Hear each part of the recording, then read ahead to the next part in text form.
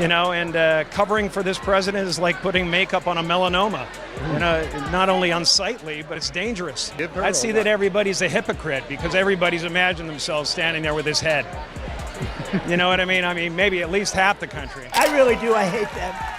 I cannot stand them. With all of the things we did with the tax cuts and rebuilding our military, not one Democrat voted for us. And I think we use it in the campaign that's coming up, the midterm. Nobody on earth had Jim Carrey walks onto TV and absolutely nukes Donald Trump on their bingo card. But that is literally what happened. It started off like normal comedy, the kind you expect to laugh at and move on from, but then it slowly turned into something way darker, like Carrey was performing a full-on psychological breakdown report right in front of everyone. His facial expressions were so wild and intense, they looked like they should come with a warning label, like you might get arrested just for watching them in certain states. And the craziest part was the more he joked, the more it felt like he was accidentally telling the truth. By the time it was over, Trump did not even look like a former president anymore. He looked like one of those fake motivational speakers who talks in big, confident sentences while the entire stage behind him is falling apart. And somehow, instead of calming down, the whole thing just kept spiraling into something even more ridiculous.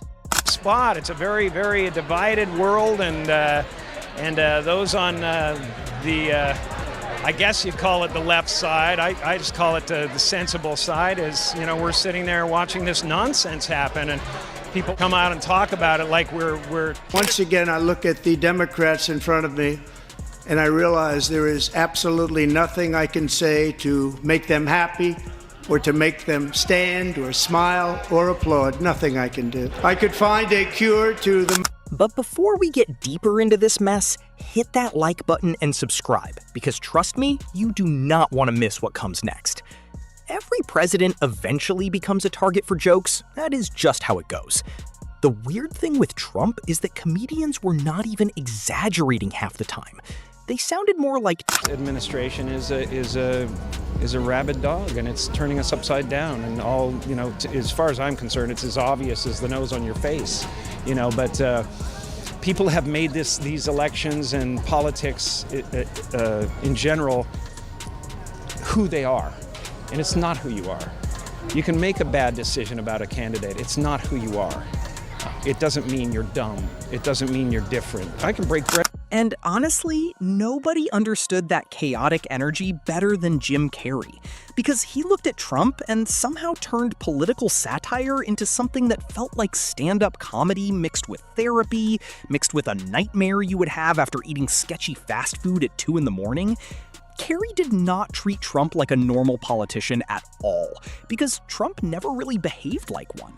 Instead, Carrey approached him like this strange cultural phenomenon that was too bizarre to ignore, like the kind of character you would see on reality TV and think, there is no way this guy is real. I love to draw cartoons, and I thought, oh, Me too. you played a cartoonist. This whole thing has brought back my 8-year-old self. It's been a gift from God. It's like literally like brought me back to 8 years old, where I used to sit in my room. Trump is toast. I like that one. That's Trump is toast. Yeah, man. And so you just kind of digest the news of the day. It's an affirmation. I'm glad some good is coming out of this stuff. This is Robert Mueller. Robert Mueller putting this. He treated him like a walking event, like a glitch that escaped from a reality show and somehow wandered straight into the White House, while everyone else was too busy screaming at each other online to notice. And that is exactly why the roast landed so hard, because it was not just clever, it was brutally accurate. Carrey was not acting like he was mocking a president.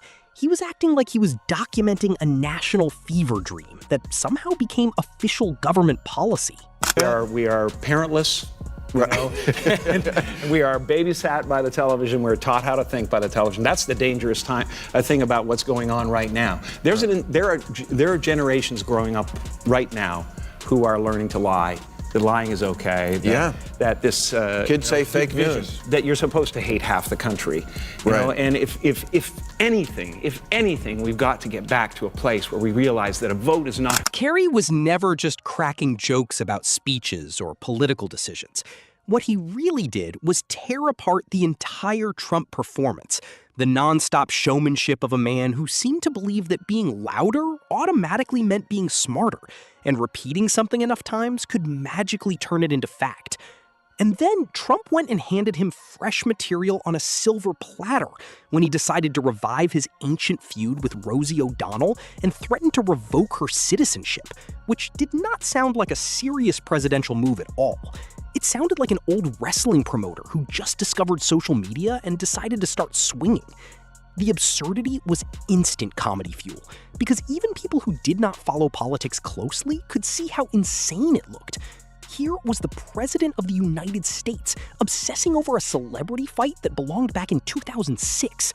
And while the country watched like confused travelers stuck on a delayed flight with a screaming toddler, Carrey recognized Trump's real weakness was not just incompetence, it was insecurity dressed up as confidence. Every insult, every tantrum, every weird late-night rant felt less like leadership and more like a man constantly refreshing the internet to see if strangers still liked him. Carrey took that insecurity and cranked it up until it became impossible not to laugh. He painted Trump as someone addicted to applause, even if the applause only existed in his own head. And that was the genius of it. Carrey never made Trump seem fake. If anything, he made him feel even more real by pushing the exact traits Trump already had to their most extreme, logical ending. Trump became this oversized orange cartoon stumbling through democracy like a casino magician who accidentally won an election and now had to pretend he knew how government worked.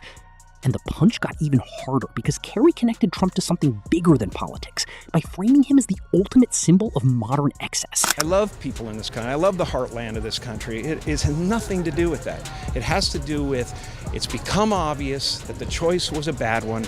We just need to change it. And if you can't vote for a Democrat, at least let all this flood of information that's so negative and so obvious. A culture obsessed with ego, branding, noise, and attention finally created its final boss. Trump was not just a politician anymore. He was basically capitalism in human form, wearing a red tie and yelling at strangers on television. Carrey even brought up how old-school comedians like Charlie Chaplin used humor as a weapon, because Chaplin mocked dictators by turning them into clowns. And once people laugh at someone powerful, the fear starts dying fast. And with Trump, Carrey clearly understood the same thing. The moment a leader stops looking intimidating and starts looking ridiculous, the whole illusion begins collapsing like a cheap casino chandelier shaking loose from the ceiling. The scary part was how naturally Trump turned politics into entertainment. Every crisis became a rating stunt. Every scandal felt like another episode. Every speech sounded like somebody pitching a reboot of a show nobody asked for. Carrey leaned straight into that madness by describing Trump less like a president and more like a broken game show host who somehow found nuclear launch codes in his dressing room. The visuals practically created themselves. Trump at rallies acting like a motivational speaker trapped inside a Facebook comment section. Trump treating government officials like contestants who could be kicked out after one bad audience reaction. Just to relieve the stress, you know what I mean? It's a stress reliever. And here we have... That's Space Force. That's the Space Force, yeah. That's the beginning of Space Force. That's right.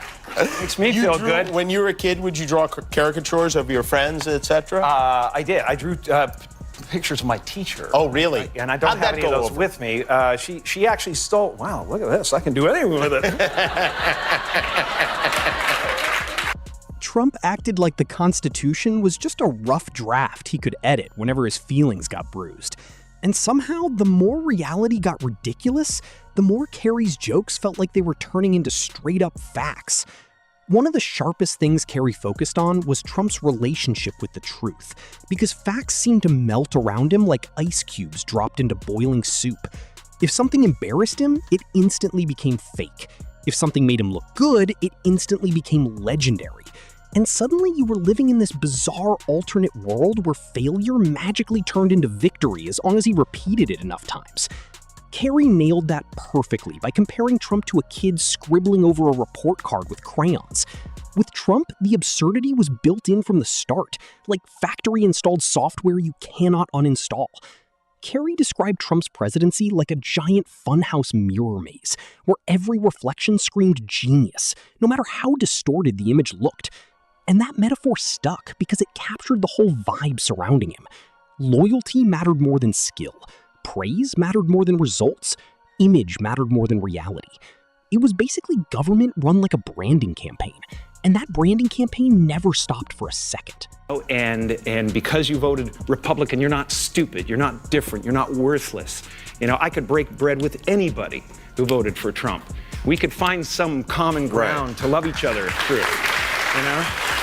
So, just stop doing stupid shit. Yeah. That's all we expect. All right, so Just get it together. So let's plug your show. Yes. Why this character? This Kidding. is a show called Kidding. Well, Every controversy turned into another attempt to dominate the headlines. Like Trump could not survive without being the center of the story. Even serious national issues somehow got pulled into his personal drama. Like the entire country was just a background set for the Trump show. Carrey destroyed this obsession by portraying Trump as someone who could not exist without constant attention, like a reality star whose oxygen tank was hooked directly to cable news coverage. And honestly, sometimes Carrey's jokes felt less like comedy and more like a therapist reading someone's emotional profile out loud. Rosie O'Donnell became the perfect example of that. Every time political pressure started building, Trump somehow circled back to the same old celebrity feud, like a man trapped in a tabloid time machine. Carrey ripped into this by portraying Trump as a circus ringmaster, desperately trying to convince the crowd that the collapsing tent was all part of the performance. Meanwhile, the lions were getting loose, the clowns were losing their minds, and somehow the popcorn machine was on fire in the background. The reason the joke worked was because it felt way too close to real life. Even Trump's attempts to act tough turned into instant comedy material. hatred of immigrants, contempt for the truth, greed, and the abuse of power.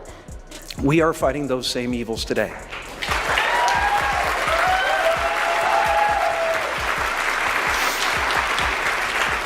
In America, in the United Kingdom, across the globe.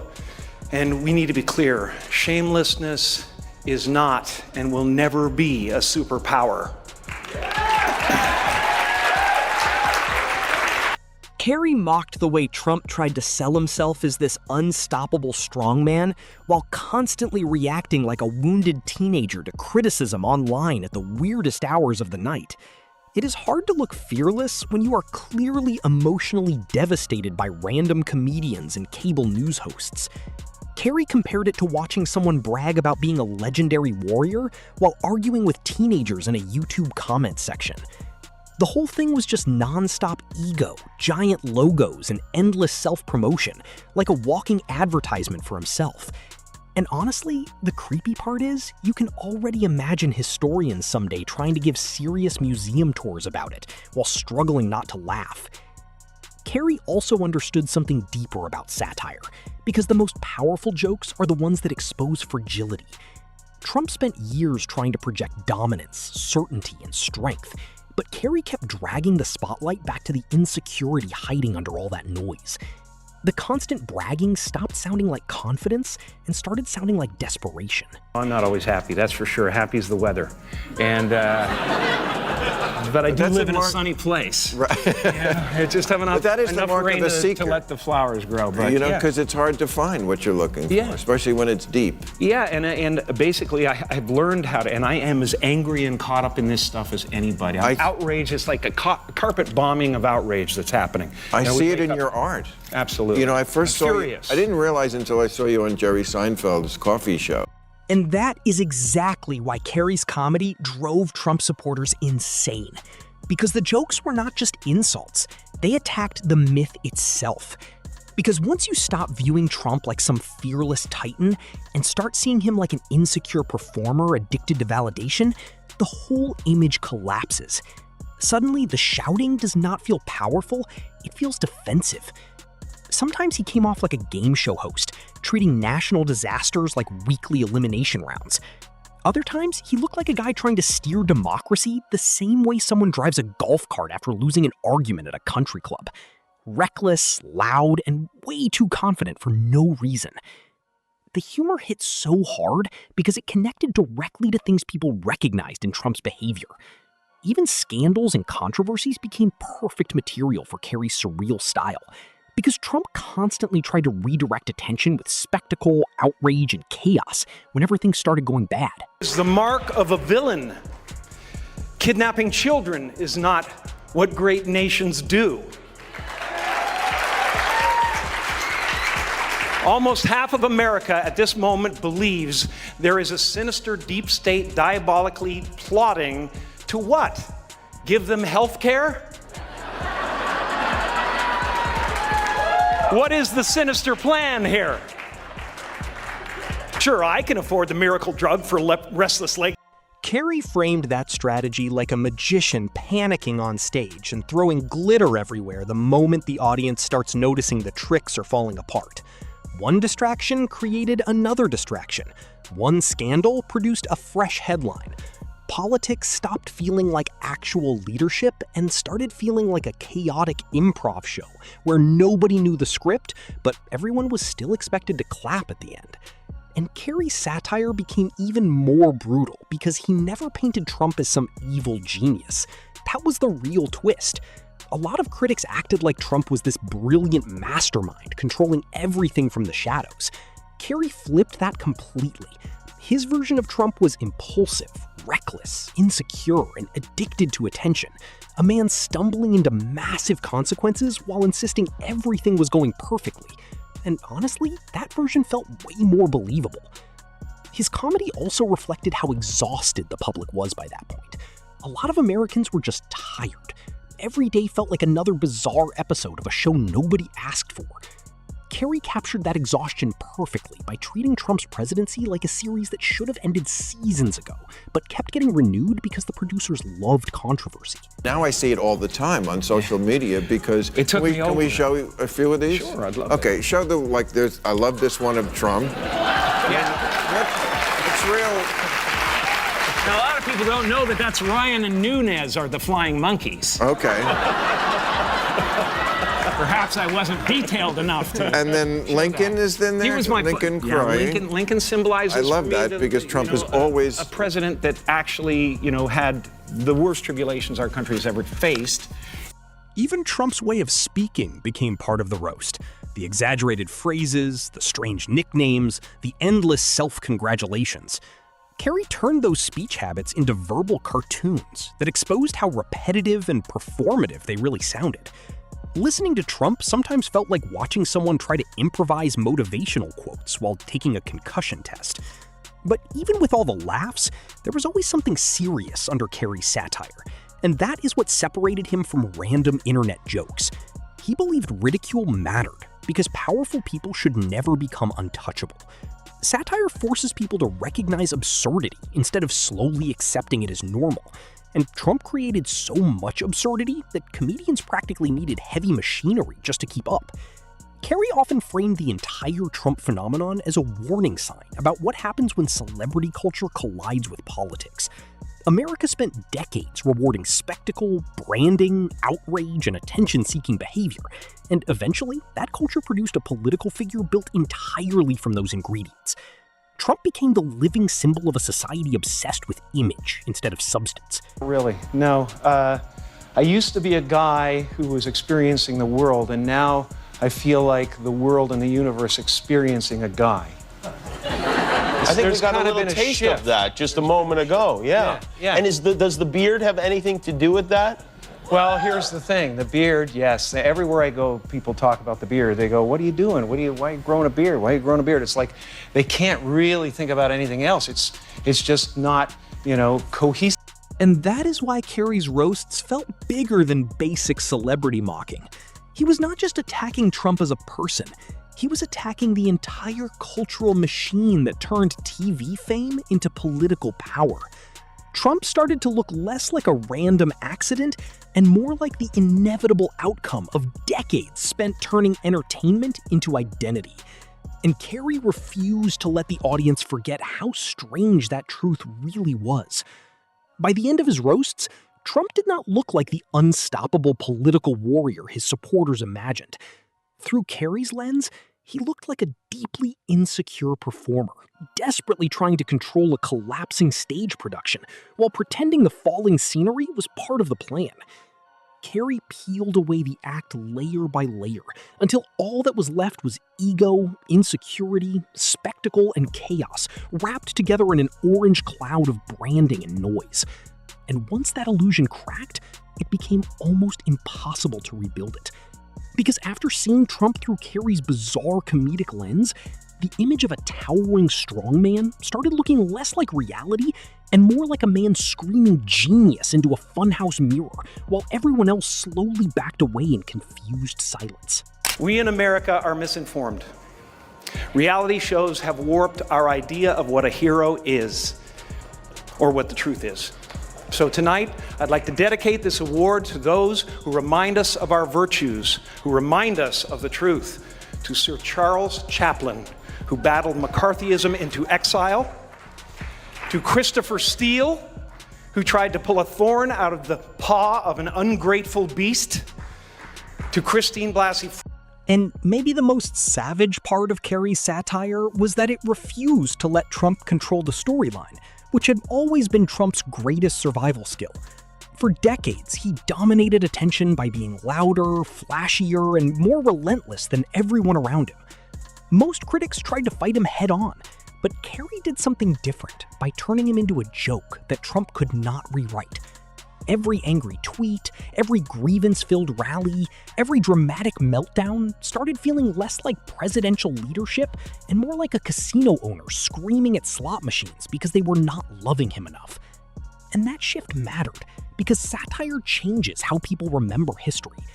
Long after speeches disappear and headlines fade, people still remember the joke. Carrey understood that perfectly. He knew ridicule could outlive propaganda, especially when the propaganda already sounded like accidental comedy all by itself.